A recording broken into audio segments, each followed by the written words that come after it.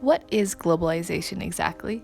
This is a topic we've talked a lot about in class, and we've come to see that it is a complex concept. The definition of the concept that we got in our textbook explains that the globalization is a set of processes through which the world is becoming a single place. Another way to look at globalization is to see it as the web of connections of people, groups, and things across the world. As forces of globalization increase, our world is becoming more and more connected. And we are connected in many ways through governments, the environment, through nonprofit organizations or multinational corporations, and through religion, culture, and much more. One of these important connections is non-governmental organizations, or NGOs. And these are pretty self-explanatory. They are groups that operate outside of a government. There are many organizations that fit into this category. There are NGOs that work to protect the environment, promote political activism, establish societal peace, offer medical care, or provide education, just to name a few. NGOs vary widely in their size. There are big global NGOs that have operations in dozens of countries, or on the other end of the spectrum, there are local NGOs that focus on just one issue within one community. And in Utah, we are home to many different NGOs. These organizations cover a variety of issues, from the environment to the arts and from mental health to housing and shelter. There are some that are local chapters of global or national NGOs like the Sierra Club or the Boys and Girls Club. There are also NGOs that are unique to Utah like Utah Clean Energy. Cache Valley has several NGOs, including the Cache Valley Center for the Arts, the Habitat for Humanity, and the Family Place. One important NGO in our community is the Cache Refugee and Immigrant Connection. This is an organization that helps refugees and immigrants get connected to resources and build friendships.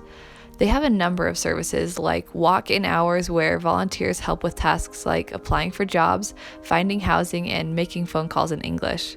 Volunteers also offer to help in preparing for the U.S. citizenship exam and driver's license tests. They even have a community garden where refugees and immigrants can plant, nourish, and harvest their own produce. But the most important thing that this organization offers is support and friendship built between longtime residents and newcomers in the Cache Valley community. Even though the Cache Valley Refugee and Immigrant Connection, which is commonly known as CRIC, is a small NGO that is local just to our community, it is still part of the bigger web of globalization. CRIC is linked to global forces because it serves refugees and immigrants who are part of the larger international networks of migration. CRIC is connected to the bigger picture of worldwide migration, which is impacted by a number of global forces like politics, terrorism, climate change, financial markets, and food crises. Each of these factors impact the movement of people around the world, which means that each of these factors also has an impact on CRIC and immigrants in Cache Valley. Let's focus on just one of these global forces to illustrate the idea. We'll take war as an example. If war breaks out in one region, we would expect to see increased migration out of that area and into a safer place.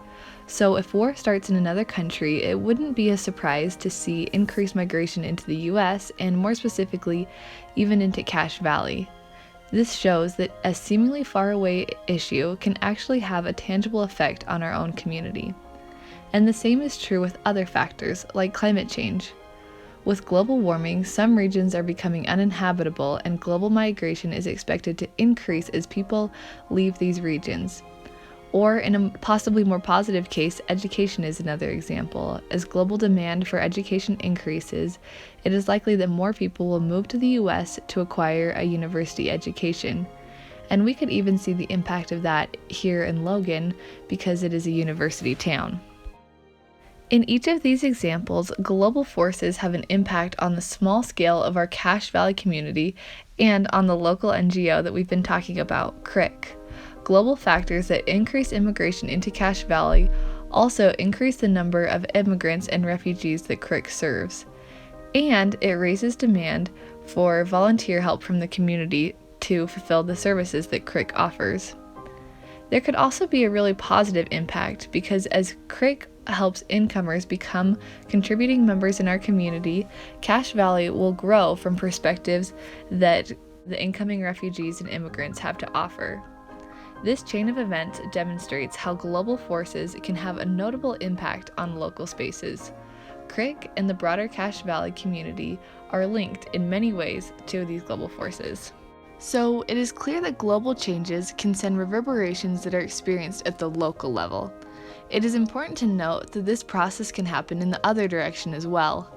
Local changes and events can have global impact, and actions taken at the local level can cause a domino effect of global consequence.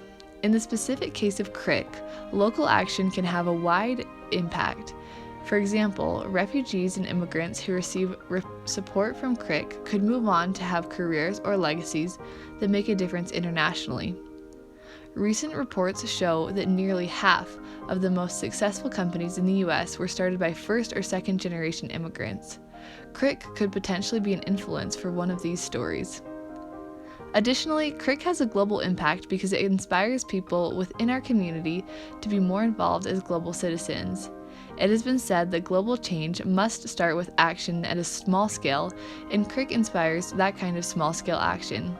People who are involved as volunteers or recipients of CRIC services may be more compelled to make broader changes in local or state government or inspire their friends and neighbors to get involved as well. As this influence grows, there is a ripple effect that can have global impact. Each of these is an idea of how local changes can make a difference at the global scale. In a world where globalization is drawing us closer together, the connection between global and local forces is growing tighter and tighter, and we can see that the global and local are very much connected.